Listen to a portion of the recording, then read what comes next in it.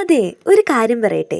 നമുക്ക് ചേനയും അതുപോലെ തന്നെ കാന്താരിമുളക് ചമ്മന്തി അരച്ചാലൊന്ന് 4 മണിക്കത്തേക്ക് ഇരിക്കട്ടേന്നേ. പുറത്ത് നല്ല മഴ പെയ്തോണ്ടിരിക്കുകയാണ് കേട്ടോ, തോർന്നിട്ടില്ല.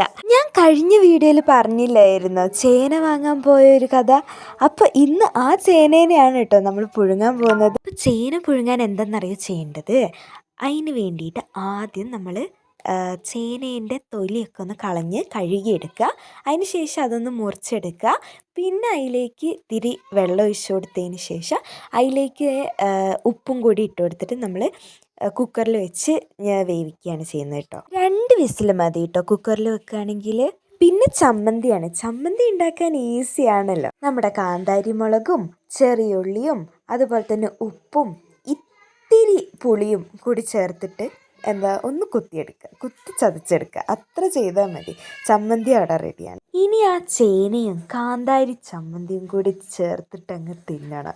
ചൂട് കട്ടൻ ചായേൻ്റെ കൂടെ കഴിക്കാൻ നല്ല ടേസ്റ്റാണ് കേട്ടോ. ഞാൻ വൈകുന്നേരങ്ങളിൽ കട്ടൻ ചായ കുടിക്കാറില്ല. അപ്പം എന്തായാലും ഓക്കെ, ബായ്.